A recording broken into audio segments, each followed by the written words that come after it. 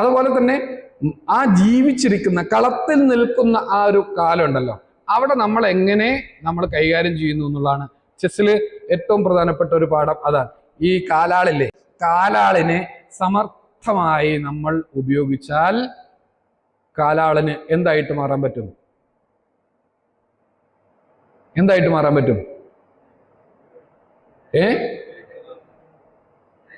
രാജാവായിട്ട്, മന്ത്രിയായിട്ടൊക്കെ മാറാൻ പറ്റും.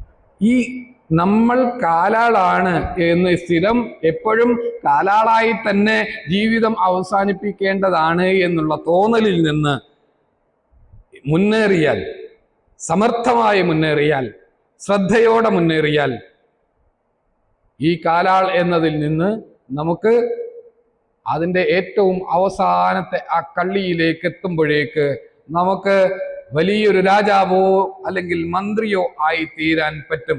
ജീവിതത്തിൽ നമ്മുടെ നിലവാരം, അതാണ് പ്രധാനം. ആ നിലവാരം എന്ന് പറയുന്നത് ആ നിലവാരവും അധികാരവും, ആ അധികാരം മറ്റുള്ളവർക്ക് വേണ്ടി ഉപയോഗപ്പെടുത്താൻ കഴിയുന്ന ഒരു അധികാരം, മറ്റുള്ളവരെ സ്വാധീനിക്കാൻ കഴിയുന്ന ഒരു അധികാരം, മറ്റുള്ളവർക്ക് എന്തെങ്കിലും സഹായം ചെയ്യാൻ കഴിയുന്ന ഒരു അധികാരം, അത്തരത്തിലുള്ള ഒരു പൊസിഷനിലേക്ക് എനിക്ക് എത്താൻ കഴിയും എന്നുള്ള ബോധ്യത്തോടു കൂടി വേണം നമ്മൾ ഓരോ ചുവടും മുന്നോട്ട് വെക്കാൻ.